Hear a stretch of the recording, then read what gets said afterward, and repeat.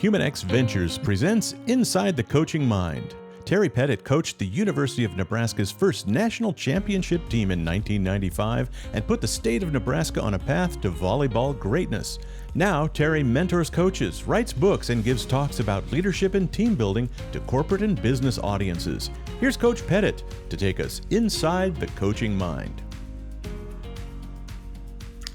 Thank you, David Young, and I also want to thank Brad Black and HumanX Ventures, an organization that recruits, develops, and mentors extraordinary talent. They're also having a summit on leadership in Omaha at the Baxter Arena on June 25 and 26, and we'll talk a little bit more about that later. But if you want to go to HumanX Ventures website and take a look at that, that would be great. Our guest today is Larry Doc Widman, who wrote the book MAXOUT Mindset. His business is called MAXOUT Mindset. Larry, neither of us, our professions didn't exist 60 years ago. Nobody was coaching women's collegiate sports 60 years ago before Title IX. And when I began coaching, there were not mindset coaches. I think when I got to the University of Nebraska, there was Westsheim taught sports psychology, but it was pretty much limited to state and trait anxiety. But today, it may be the most, or one of the most important factors in whether or not a successful athlete succeeds. And I'd like to begin by reading a quote from your book that I really thought was spot on, and it's on grit. We all like to say we like athletes with grit. Grit is an unyielding courage in the face of hardship or danger. So my question is, if someone hasn't had to face hardship, danger, or be uncomfortable, what is the likelihood that they're going to go onto a volleyball court and handle being uncomfortable when, after you recruit them?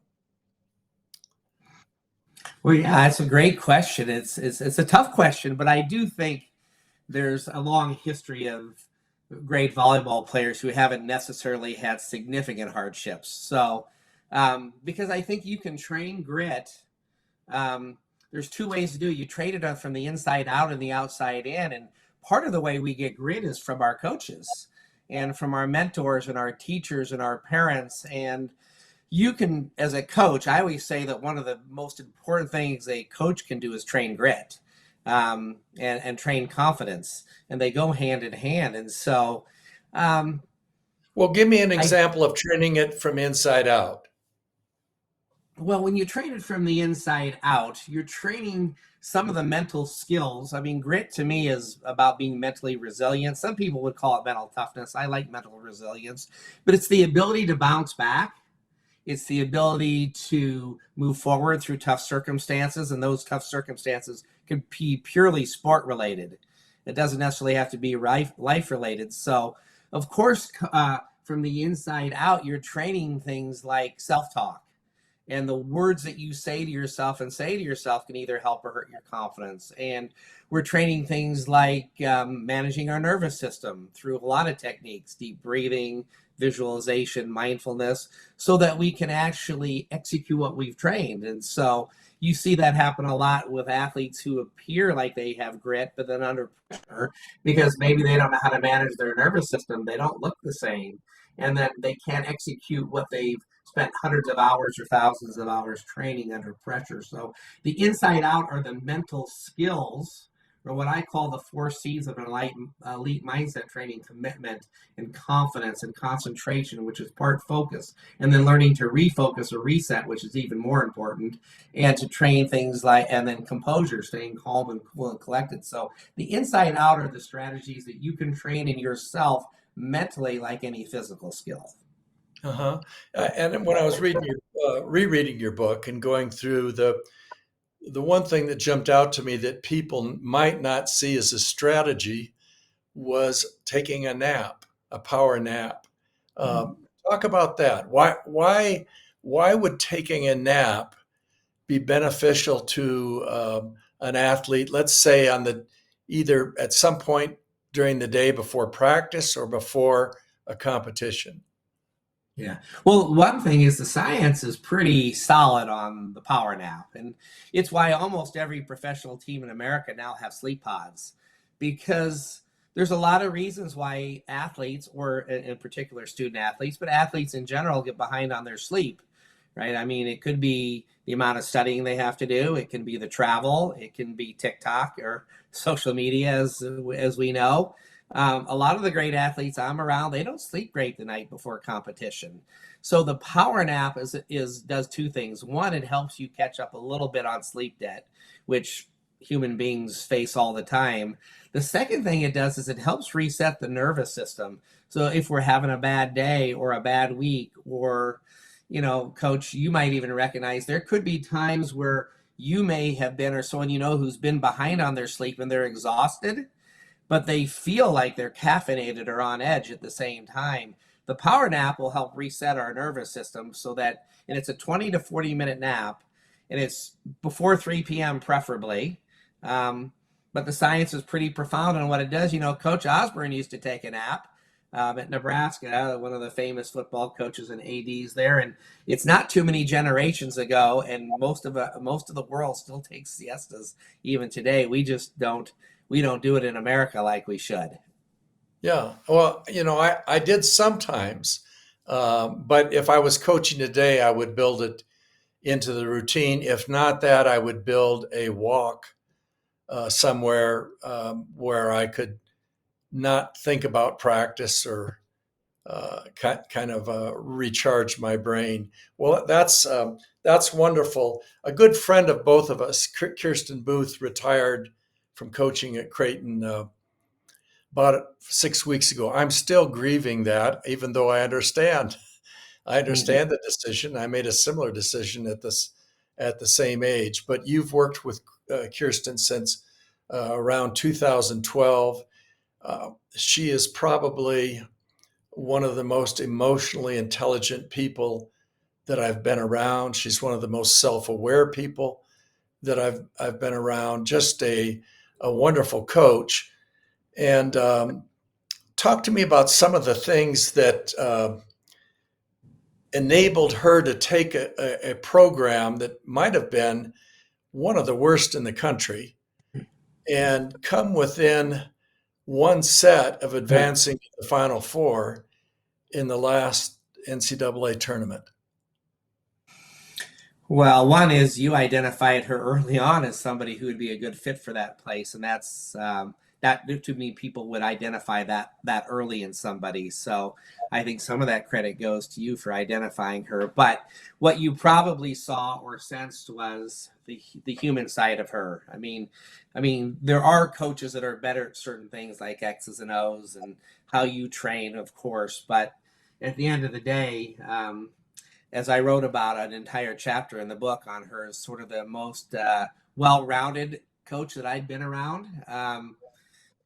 The emotional intelligence stood out to me from day one, like you said, her awareness, her decision to decide that the most important thing there was to do, and a lot of people say this, but she lived it, was that she believed that her job was to empower young women to believe that they could do anything they wanted to do in this world at a really high level, and to grow them into really emotionally mature women who could face the next stages of life. And I think a lot of coaches say it, but then they don't model it. They don't spend time bringing in speakers or showing them what it's like to be an empowered woman, to do it hard sometimes when you have kids and you have aging parents, and and then to still come in. And what she did so well was, number one, she modeled the behaviors she wanted for her team.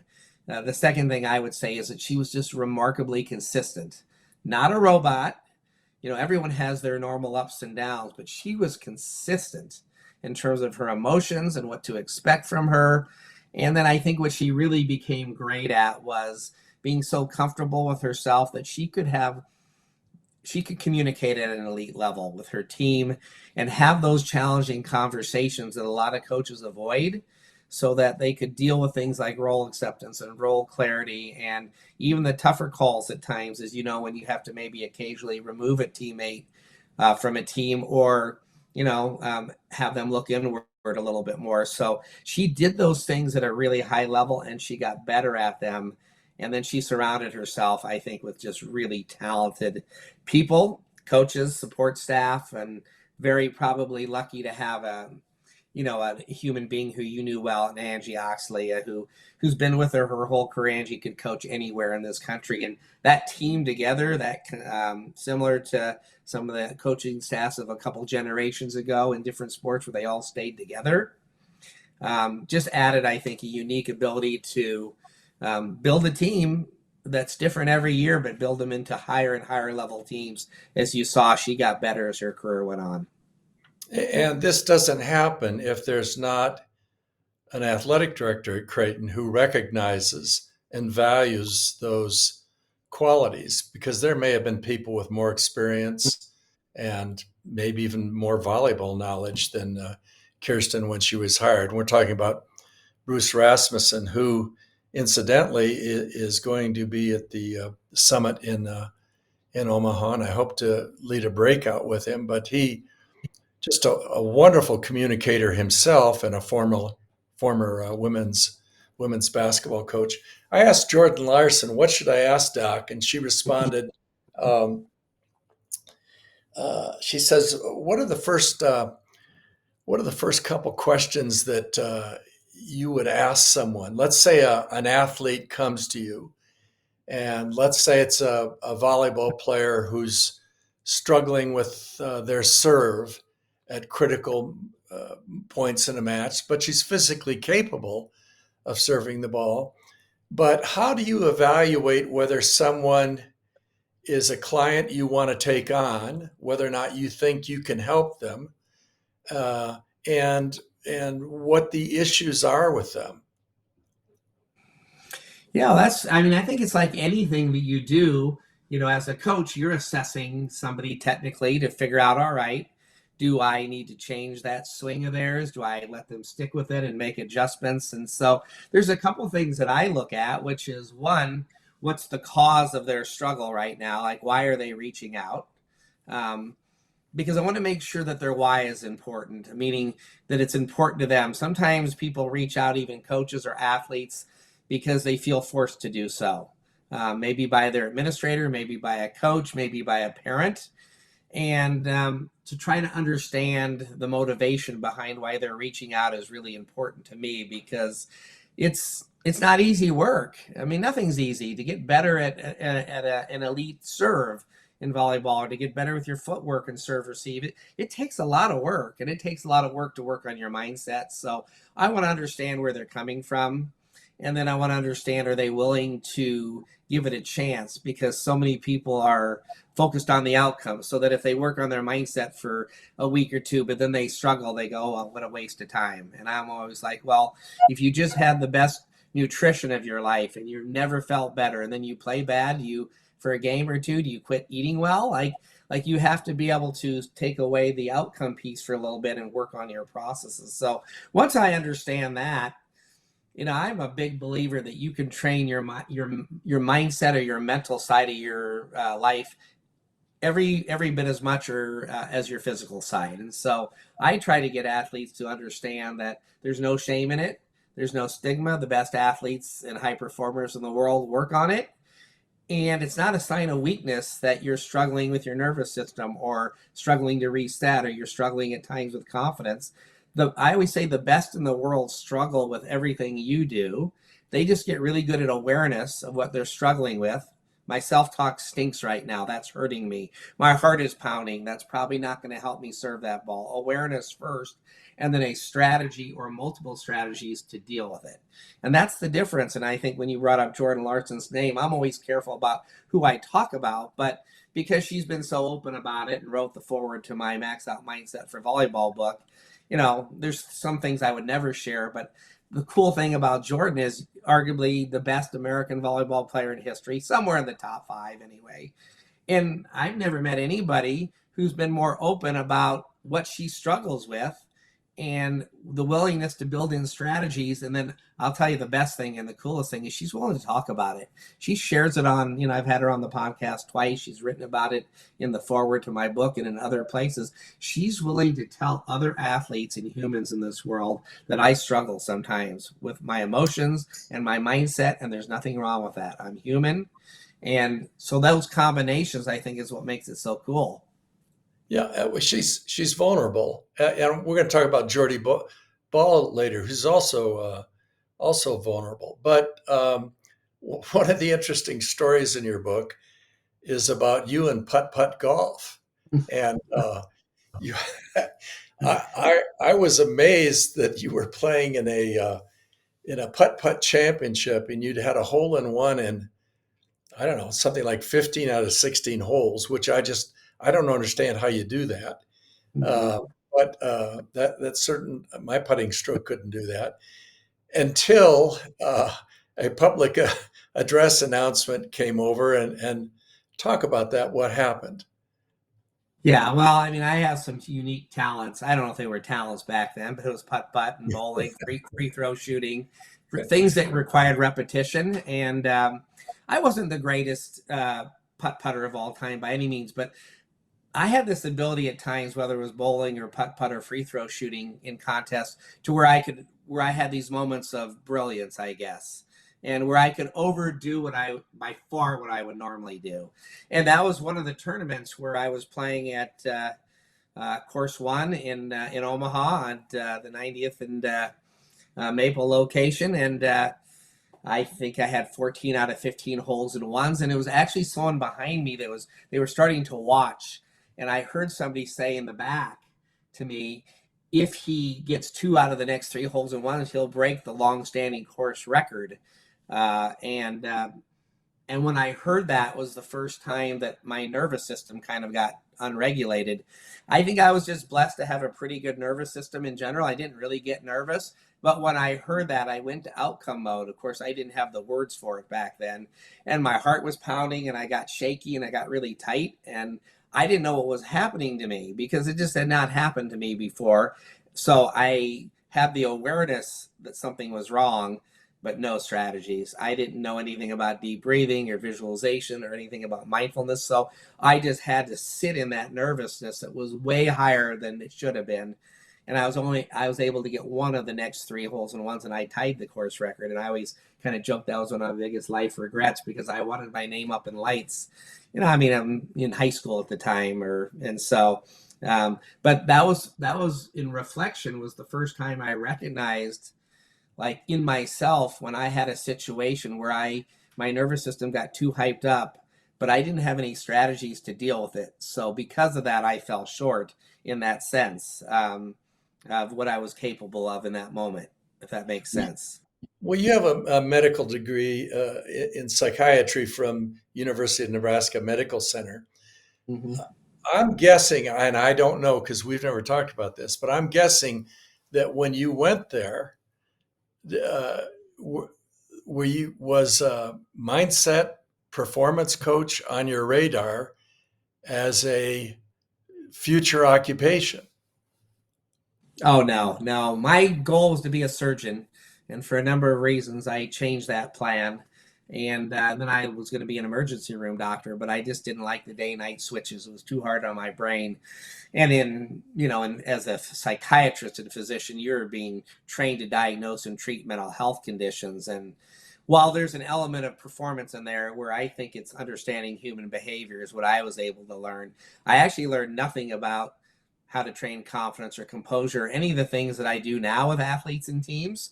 I had to self-learn that, but I did have the background of thousands of hours of learning and understanding human behavior. And I think that's probably the most important thing is it's hard to come up with a plan for an athlete or a team if you can't sort of diagnose the problem. And human behavior, understanding human behavior has probably been the most helpful to me, and especially dealing with coaches, and sometimes when they're a bit older coaches and experienced, to be able to help them can be even more challenging, especially if they've been highly successful in their life in terms of wins and losses, but maybe something's getting in the way now. But my wins and losses say have been pretty good, so they tend to blame or find excuses and other reasons why they're falling short. So, but no, the answer to your question, I wasn't even a consideration of mine. I thought maybe I would be a surgeon who, worked with athletes because I was always into athletics, but I never even considered psychiatry as a profession, to be honest with you, as I entered medical school. We said two things there that I thought were interesting, or a couple observations. One is the advantage of you having that medical degree in psychiatry. If someone comes to you, occasionally the issue is really not a performance issue, it's a clinical issue. And I had that happen with a couple athletes where the issue really had to do with the death of a member of the family. And I got them immediately over to a clinical person. And so that was good. I also think that there's some advantage in you heading in a direction that you hadn't planned, because I think you took responsibility for your own development, and which is something we wish or we hope will happen with our players. So this was a profession you chose after being trained in another profession. You've worked with Taryn Cloth, who, with her partner, has been the best American, or one of the top two American volleyball beach teams the last several years. And I asked Taryn what she would ask you, and she said, "Can you prepare for anything?" And I have to think she might have been thinking about her experience in Paris this last summer, where they'd been a really dominant team, but got to Paris, and the venue is a typical venue, but most venues don't have the Eiffel Tower behind them, and you're not playing for a gold medal in the Olympic Games. Talk about your preparation with that team in helping them deal with the potential anxiety in performing in that situation. Yeah. Well, number one, yeah, they're TKN. Well, then now Taryn's now married, and Taryn Brasher is her name, and Kristen's getting married. So I don't know what they're going to do about their TKN now. But I've worked with Taryn dating back to the Creighton days, and then met Taryn and Kristen when I started helping out LSU beach volleyball, and then continued on and have been working with them in the pros. It's been really cool because they were unranked. They shouldn't even have been able to play, actually, and been eligible, but because of COVID and a team had to drop out in Australia or New Zealand, and then they were able to play. Otherwise, they had no points to even get to play, and they won their first tournament ever together, and off and running they went. But it's a really interesting question, because what you're referring to is, can you prepare for anything? Well, one is, it's really hard to prepare for the Olympics or the Masters or a Super Bowl or whatever it may be until you've done it. Sometimes you just have to go through it.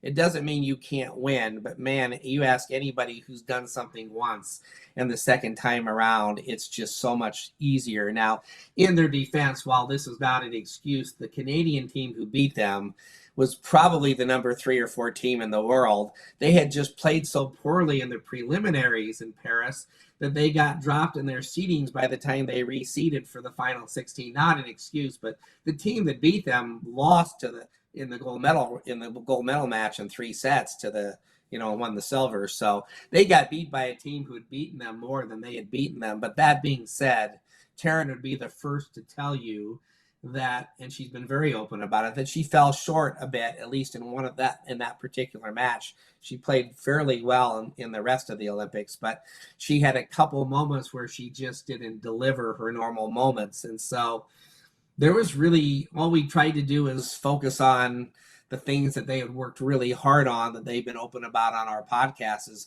how do you communicate at a really high level with each other, especially under pressure? How do you help each other deal with the nerves leading up to the competition in the hour or 2 or 3 before?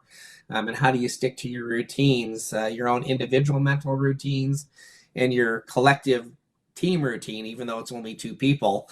And I think they did that at a decent level. Things got pretty tight in the game that they lost. But the cool thing is they've learned from it. And I think the way you prepare for pressure is to play under pressure. And and they've learned a lot from that, which the quick follow-up to that is, 6 days later they had to travel like 8,000 miles, and Taryn didn't want to play, and it was in the Huntington Beach Classic, I think it was what it was called, and you get to sign your name on the pier if you win. And Taryn had put a ball in the bottom of the net at 19-20 in set one, I think, in the Olympics, to lose that set.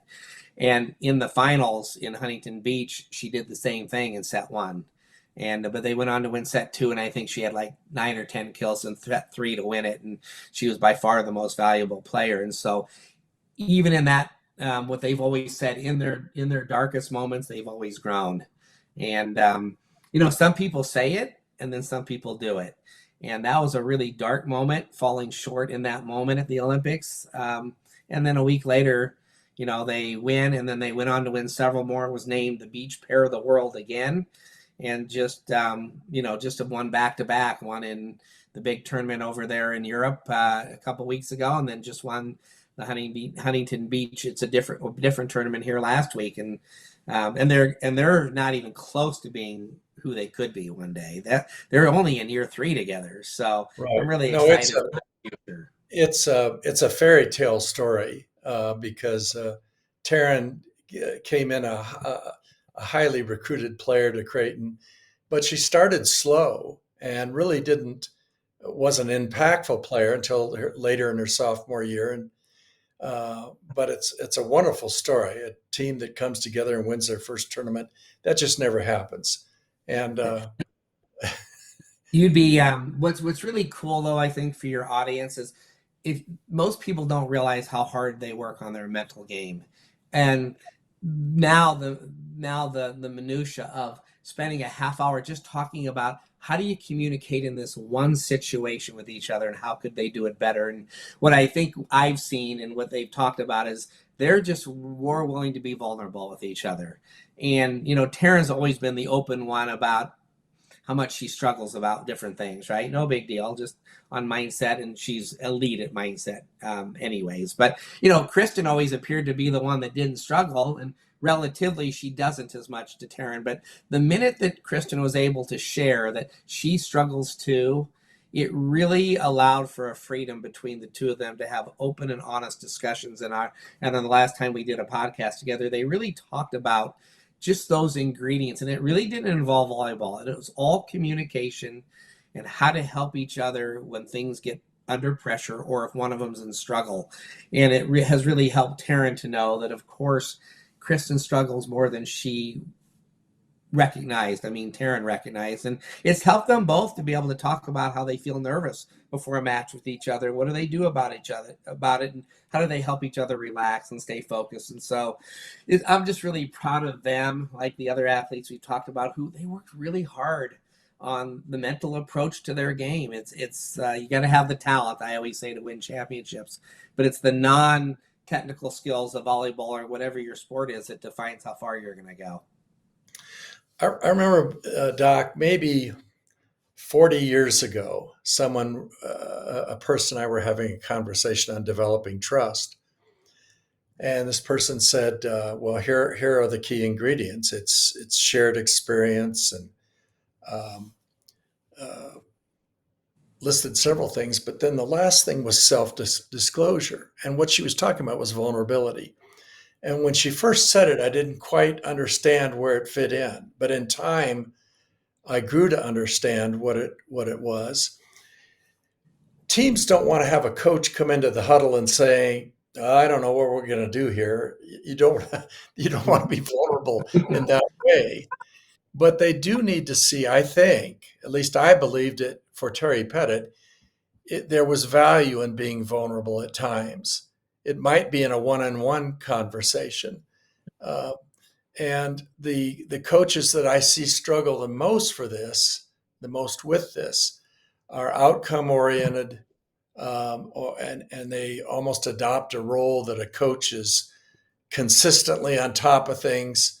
In 1996, A year after we'd won the national championship, I tore up my knee in a wilderness park, and I spent the year in a wheelchair and had to be lifted up onto the box to hit balls. And it changed my relationship with the players. You know, they could see this guy is struggling in some aspects. You hit on something a little while ago I thought was really important, and that is that coaches have mindsets too. And with success, you get locked into certain behaviors, and the tendency when things aren't working is to hit the accelerator with the same behaviors. Even though you might have assistant coaches saying, "No, coach, we need to play this player, or we need to do this, or they need a day off." So how frequently, what percentage of your time is spent working with coaches as opposed to teams and individual athletes? That's a good question too. It's really variable. Sometimes when I reflect back on that team, I'm like, man, I spent about 3/4 of my time with the coaches or the coach. And there's other times where it's way less of that. And it really depends on the mindset of the coach and how much they're struggling, how much they're willing to work on things. And I always, I always talk about, and I did in my book, is I really challenge coaches and leaders in general to be reflecting on what's your contribution to the problem. And meaning, if a team is playing with fear, right, what role do you play as the leader or a team captain? It could be a little, it could be a lot. But what role do you play in your team playing with fear? Because it's not just usually just the team that's struggling. As there's, if you're the leader, are you contributing to that problem? And I challenge coaches to be introspective enough to take a look inside and go, am I contributing to that, and or not? Rather than always placing the blame or the challenge on the team or an athlete or external factors. And so it really does depend. There's sometimes I feel like I spend almost all my time with coaches, but the great coaches, the ones that I feel like are doing the best job today, are willing to evolve. And some of that evolution is learning to build deeper relationships with their team. It's not being their best friend, obviously, and it's not sharing every deep, dark secret you have about your home life, but it is this willingness, sometimes not even planned, like when you hurt yourself, to be seen more as human. And your athletes know, obviously, at some level, you guys are all human.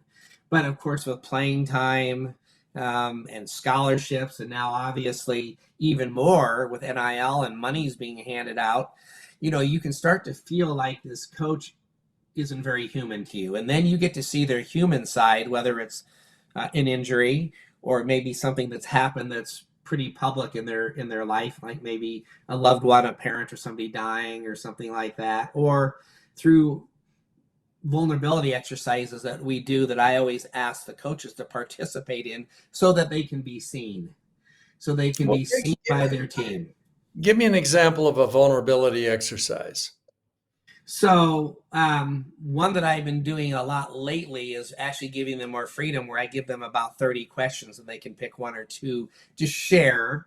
And the goal is to, by the end of the exercise, that your team understands you at a little bit deeper level. If they don't, I say, then you haven't done the exercise. It's not a competition. So it could be as simple as vulnerability exercises. There's one called Hero, Highlight, and Hardship. That's a more where they have to share one hero in their life, one highlight in their life, and one hardship. We've done that at times where everyone has to do the same, but I like to have them have a freedom. But I think that's a powerful question, is share with us a hardship in your life. What have you learned from it? And, how have you grown from it?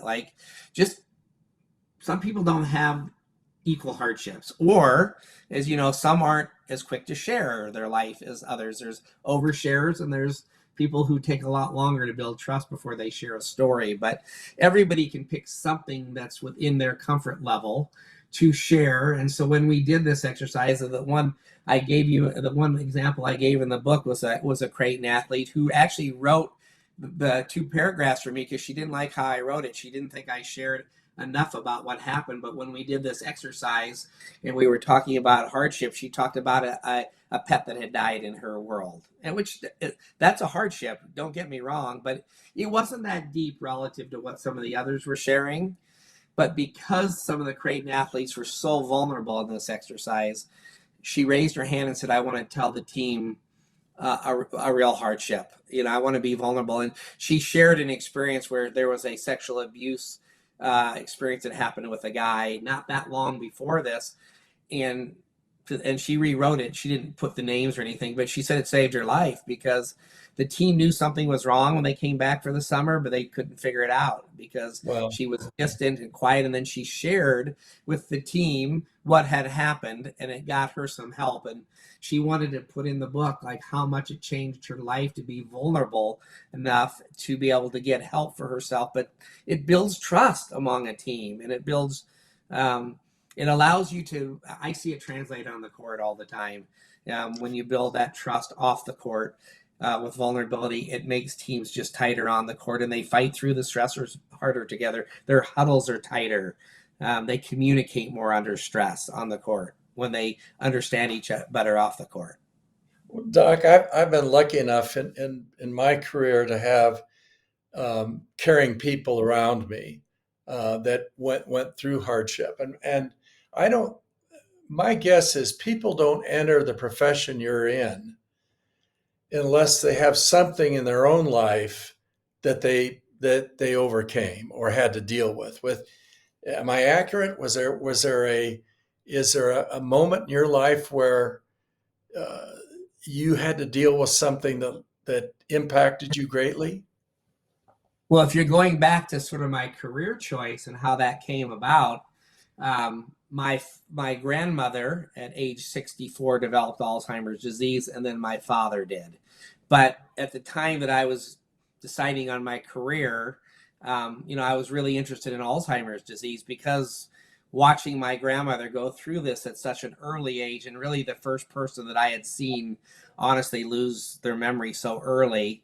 I mean, I'd seen people in their 80s and 90s, I think, growing up, but never someone I knew well. That really had a huge impact on me and my family. That was a big trauma to have that happen to everybody. And so I was really interested in Alzheimer's disease. And what I had learned was in that moment, I thought maybe I could be somebody who could help with a cure for Alzheimer's. Of course, we all have those big ideas. We still don't have a cure, but back in the 90s, there was a lot of research going on, and I thought, and I asked in medical school then, how do I best have an opportunity to work with Alzheimer's patients? And they said actually through psychiatry, because I should have known it with my grandmother, but she had a lot of behaviors that went with it and paranoia and things where she never had that in her life and got really agitated pretty quickly as her brain broke down. And so I never thought about the fact that so many Alzheimer's patients who had been mentally healthy their whole life might have some mental health challenges as their brain was deteriorating. And a lot of them needed psychiatry, sometimes for medications, just to keep them from, punching their husband or their wife when they would have never done that before, because that part of their brain that controlled that stuff was breaking down. So that's part of how I ended up going into psychiatry, was that was the mechanism I thought it would be to help find a cure for Alzheimer's. So it's interesting that you said that, because no one's ever asked that question before. You also work closely with Diane Mendenhall and Bird Kuhn with the Omaha Supernovas, who had a really remarkable season. And I thought what was most remarkable about it was their consistency. They weren't winning matches because they had more talent than other teams. I just thought they played closer to their potential in more games than other teams. They won the regular season, and it came down to this 4-team tournament. Did you meet with the team prior to the 4-team championship in Las Vegas? And I also shared with you earlier that I thought there would be at least one, if not two, upsets in that tournament, because there's a freedom when you aren't favored. There's a freedom when you haven't won the league the year before. And these teams some of them were picking up players. They were getting better. but talk about your preparation on mindset with the Supernovas as you moved through the season toward that tournament.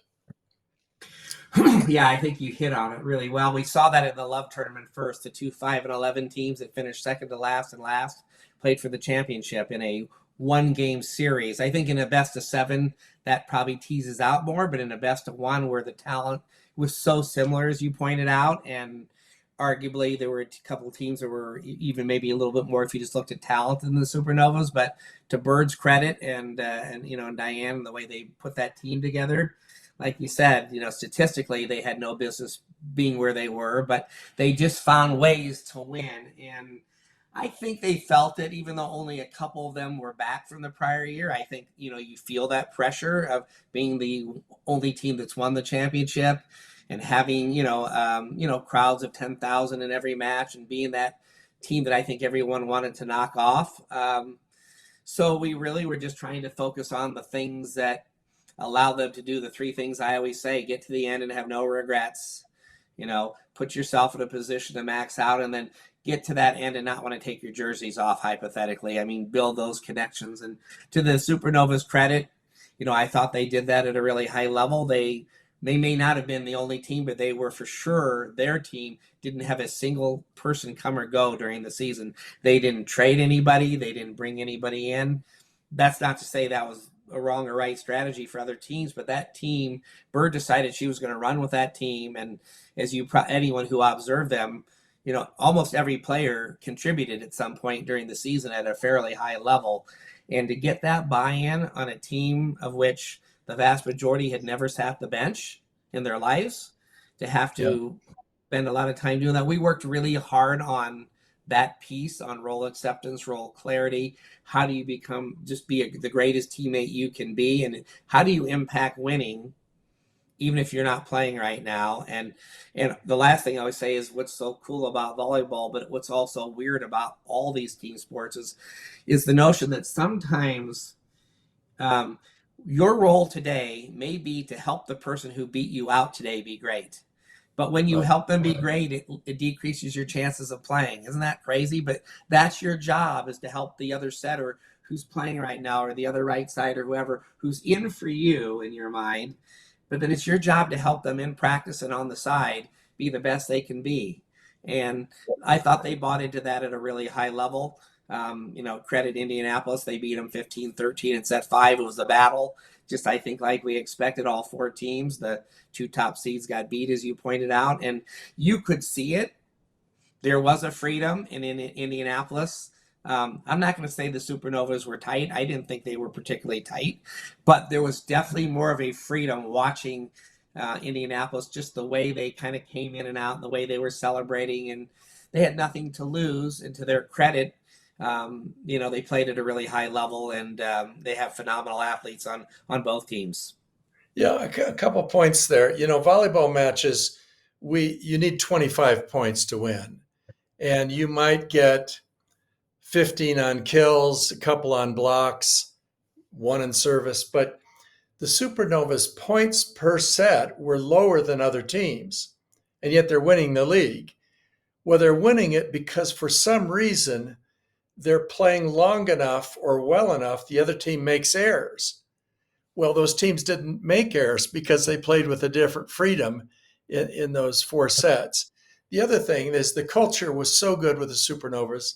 Somebody like Allie Battenhorst can come in after not playing a couple matches and have a dominant performance. She did that several times. And we saw the middle blocker who played at Kansas, Anabanjo, who had not played most of the year, came in at the end, and I thought did a fantastic job in the middle. I want to read you a quote that I thought was one of the best quotes that I had run across.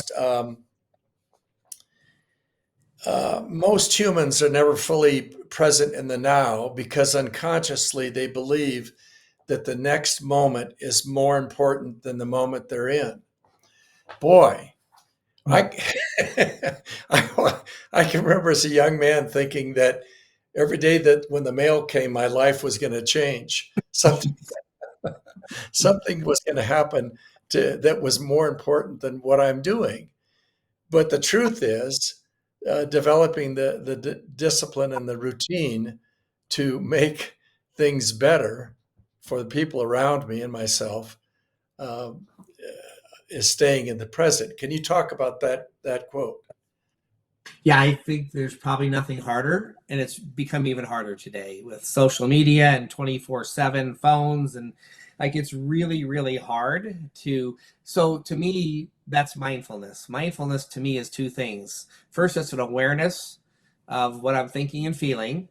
All right, my heart's pounding, or my thoughts are off, or I'm worrying about the future. Awareness first, and then to be able to bring it back to the present moment. So mindfulness is this awareness of what I'm thinking and feeling, but it's also the ability to spend a prolonged period of time in the present. And it's just so hard today because our minds are always going to the future or the past.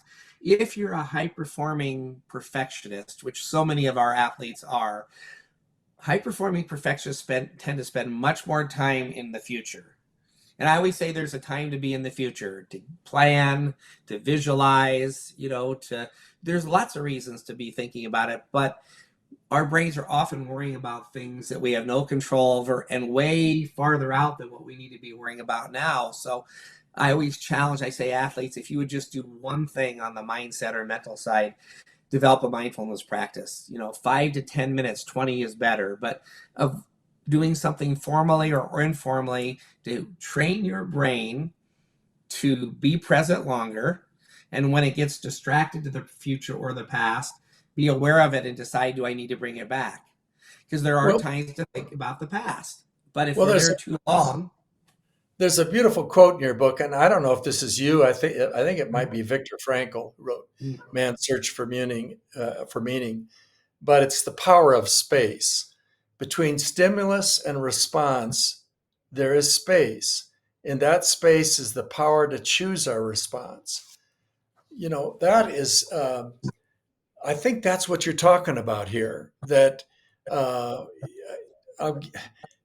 another gentleman and I, who's the same age I am, were on the putting green yesterday.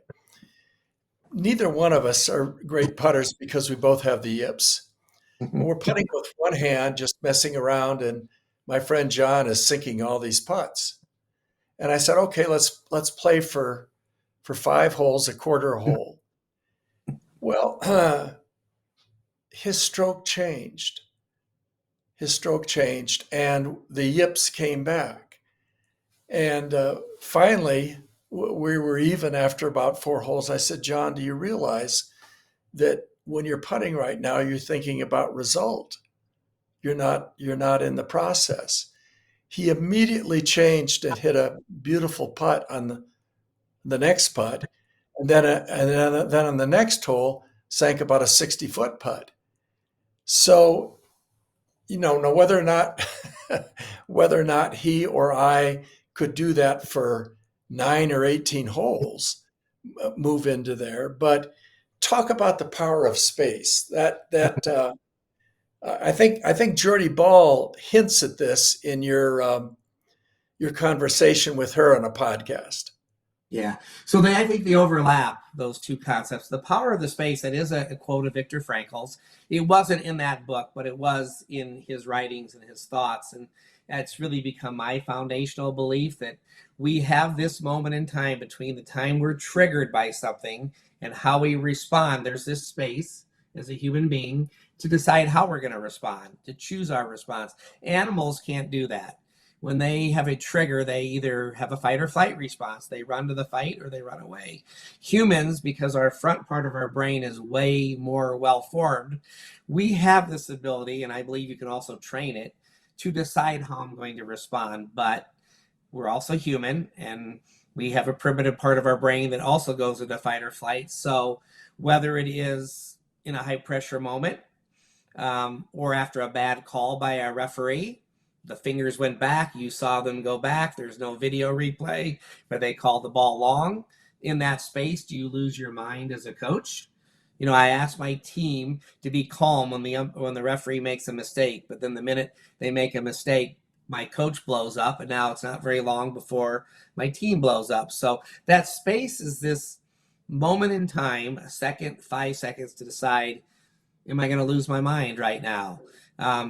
Some people, I always joke, and I said in my book, that are really sane humans, if they have any form of road rage, that trigger of traffic, their space, they don't manage very well. And their fight or flight kicks off, and all kinds of crazy hormones fly through your body. So I believe you can train that space to decide how you're going to respond. And part of that's through mindfulness, because if we can just focus on right now, right, in the present moment, it makes our decisions about everything so much easier, rather than getting into results focus, like you said about your friend who had the yips. Focused on a simple process, the minute we get into results or outcome mode, a lot of athletes fall short in those moments. Yeah, that's good stuff. John Cook, when I mentioned that you were going to be guest, he had two questions. The first one was, what sport is the most difficult one to train mindset in? And I'm guessing it's going to be an individual sport. And you and I were talking earlier about golf, but I got to think the balance beam has got to be up there. Yeah. In golf, you can't fall 3 feet off the Yeah. the ground. I agree there. And John and I have talked a lot about that. He used to be able to watch the gymnastics team train before big competitions for where his office was at the Devaney. And so he was always blown away by that. But I think gymnastics, for me, in my experience, has been the hardest to train, because there's also a team component to it once you get to college. So you have this pressure of letting your team down, but at the end of the day, it's just you on that balance beam or whatever apparatus. They can cheer you on and they can support you, but there isn't someone to make the tackle if you miss the tackle, if you slip, or if someone gets around you in basketball, somebody picks up that person and covers for you. It's just you out there, and so it's a really interesting. But the balance beam is by far the most mental of any sport for me. There's a danger component, but it's just a 1/16 of an inch and you're off the beam, and it's really difficult. They fail a lot just to be able to succeed. I think golf is another huge one. Like you said, there's not that danger element, but you also are out on the golf course for 3 to 4 hours, of which I think they say you're actually hitting a golf ball or preparing to hit for like 12 minutes. So 99% of the time you got just you in your head, and maybe professionally you have a caddy, but in high school and college, you have you in your brain, and that's a lot of time to think. And so, I think those are the sports that I've seen the challenges. I think the ones where you have to have the most mental resilience are those two I mentioned, but also wrestling and cross country. I just think, for a variety of reasons, those are just really, really hard sports physically and mentally and emotionally to deal with on a daily basis. So, yeah.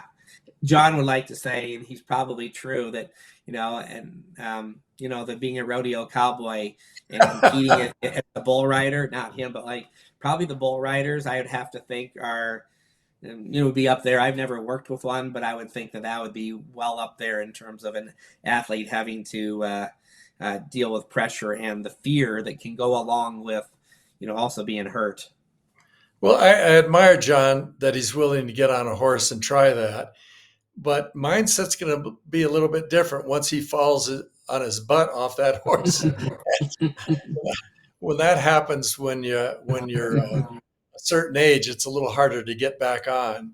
But he also wanted me to ask you one other question. I have no idea how this relates. He says, ask Doc about prisoners, about his work with prisoners. Well, I remember I have two parts of my life. So I have the mindset piece that we're talking about, and I still do a little bit of clinical work, and it fits my lifestyle now. I never really did it before, but because I can do it by telehealth and I can be wherever I want in the country, if I'm working with teams, I can do it. So I do help out at the Nebraska Department of Corrections and do a little clinical work for them. And I'm not sure what to say other than this. It's a really challenging environment, obviously. There are some really bad people there, but there's a lot of people there that have long histories of trauma and, poverty and life circumstance. I'm not defending what they did or didn't do, but a lot of them are criminals that we think of when we think of the sociopath criminals. There are some really bad people there, but a lot of them I have a lot of empathy for, because if their circumstances were different, money, legal, a variety of factors, they probably wouldn't be there. They'd be in a different part of the system. And it's just really hard to be there when you already have trauma. And now you're in a very difficult place where you don't have a lot of space, where you're not always treated well by maybe your peers or what have you. It's a very, very challenging space to deal with anxiety and mental health issues when you're in an environment like that, is what I'll say. So I've learned a lot from it. What it reminds me of is that mindset just doesn't have to do with sport. Mm-mm. If you're driving a car from Fort Collins to Denver, it changes from 2 lanes to 6 lanes to 4 lanes. It takes amazing awareness to do that, and yet we all do it, and we're decent at it. Some of us are decent at it because we have experience doing it. But, I also know as I age, I see a startled response every now and then when all of a sudden I see a car that I hadn't seen. Well, isn't that really a mindset issue, that I want to relax my eyes, have soft eyes to be able to see everything, but I've got to stay in the moment. I need to be aware there's a turn coming up and 3 exits. But I can't be thinking about that turn when a dump truck is pulling over in front of me. So this isn't limited to sport. I probably wouldn't have spent as much time on the mindset world, especially with high school and college kids. I'd probably stick more with professional Olympians if I didn't think that the bigger part of this is similar to what I said about Coach Booth, that we have this ability to help people grow through a time period to be who they want to be, learn how to train their minds, come out with a certain amount of mental health and well-being. There's a lot of factors to that, but the challenge is just in driving today is most people are on their phones, or the minute they get a chance, they scroll a little bit and 1 second off the road, and that fight or flight kicks in for people. But it's no different than sort of an aging athlete a little bit. The Jordan Larsons and the Tom Bradys, or whoever you want to talk about, they still can compete at the highest level. But if you ask them, they spend way more time, being intelligent in the way they train their minds and recovering their bodies, but being more intelligent about the game plan, being more intelligent about planning, more intelligent about how do I train my nervous system to stay present. So they may not have the exact physical skills, like even the reaction time as you get older and driving might be slightly diminished, but your life experience driving probably makes you a way safer driver than a 16-year-old who has better reflexes, but not the experience or the ability to stay present for very long, if that makes sense. So I think whether it's life or sport, you have to build in a mindset component. And if you ask any athlete or team, I don't care what sport it is, they eventually say that mindset's about 40 to 80% of their sport in normal moments. And then the key for me is where I get the buy-in is that, you're down 1 point with a second to go in basketball and get fouled. And if you make the shots, we win the championship. If we miss them, we lose. They'll tell me that it's almost all mental, that free throw, or it's 13 all in set 5 and you're at the service line to win this thing. That serve is much more mindset and mental at 13 all in set 5 for a championship than it is at 12-3 in set 5. It's just different set of pressures. And so to be able to train our minds for life and sport has always been my why. Life first, sport second. Well, the last thing I want to ask you about, I listened to your podcast some weeks ago with Jordy Ball, who's having a remarkable year. I think in the regional, she either walked or hit a home run, and they are advancing to the super regional this week. But she talked about gratitude. Talk to me about how gratitude figures into mindset. It's powerful. I call it the power of gratitude, which is the thing about gratitude is it helps with perspective, and so many times you mentioned earlier, the challenge when you get results focused, and it's hard. I don't care how much, nobody's a robot that's a coach or an athlete. So as much as we talk about mindfulness and process, of course our brains are going to drift to outcome because we're human, right? And so sometimes it drifts so much leading up to certain moments, the postseason, the one and done part of the year, that I try to get teams to focus on the power of appreciation and gratitude and thinking about the people in their world who's helped get them to where they're at, so that we quit worrying about the outcome and focus on what we appreciate that's helped us get here. It takes the pressure off of it. So, I do a lot of exercises with teams that help them. I have one I call Let It Shine that I talked about. And it was developed out of a Husker gymnast, Emily Wong, who had lost her father her senior year of college. But trying to figure out, let it shine to me means, all right, I want you to be able to share with your team, but also maybe write a letter to that person or persons in your world that you appreciate and that you're grateful for, and that you're going to dedicate the rest of the season for. You're going to let it shine for them in practice, in competition.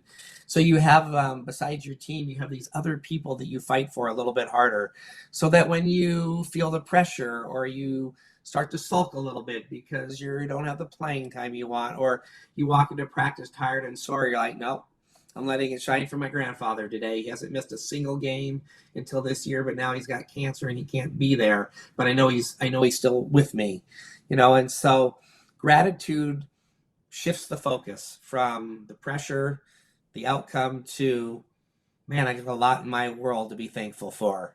I have a lot to appreciate in this world. And I don't know, it just grounds people, and it gets them to maybe fight for the right things rather than the outcome, meaning. And so I'll share with you, like Jay Lee Winters, her, she played at Creighton.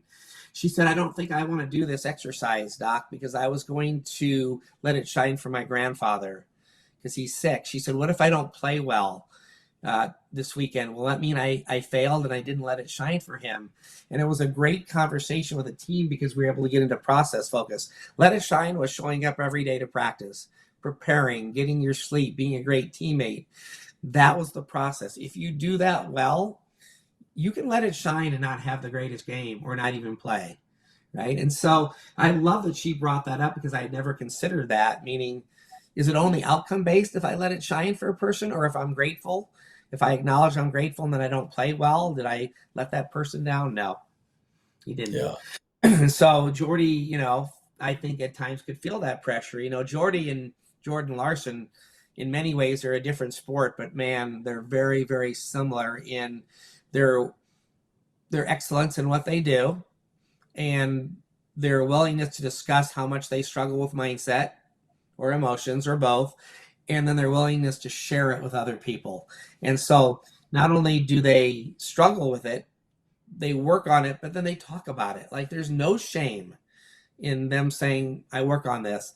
The first podcast that Jordy did, she was even more vulnerable because it was a little bit more vulnerable time for her at Oklahoma leading up to her coming here. This one, she was still great, but you could tell even in this one, she's in a much better place in her life than maybe what she was feeling, even though when we did that first podcast, she was, 41-2 at Oklahoma and getting ready to compete for a second straight national championship. Just because you're playing well and your team's playing great doesn't mean that everything's going well in your own world. And I really am thankful for people like Jordy who are very open about training their mind and willing to share what their strategies are with audiences from high school to the Olympics about what they do to manage their mindset and to manage their mental health and their emotional world. Well, Doc, David Young and I and the HumanX audience are grateful that you've been willing to share with us today. You're having a great impact on a lot of people, and that's going to continue. I'm going to hold up your book here, MAXOUT Mindset, which I'm assuming you could get that on your website or on Amazon. But I appreciate what you've done. I also appreciate Brad Black and HumanX, who will have that summit on June 25th and 26th at Baxter Arena, and John Bacon and Sue Enquist. And I hope to do a session with Bruce Rasmussen there. If you're interested in leadership, you should take a look at that. if you can, subscribe to our podcast. And thank you, Doc, and we'll see everybody next time. Yeah, thank you for having me. Inside the Coaching Mind is presented by HumanX Ventures and is pleased to be a part of the Learfield Varsity Podcast Network. If you're on Facebook, look for the Inside the Coaching Mind group and join a vibrant discussion of volleyball and leadership. TerryPettit.com is where you'll find Terry's books, writings, and downloads, as well as subscription links for all your podcast apps.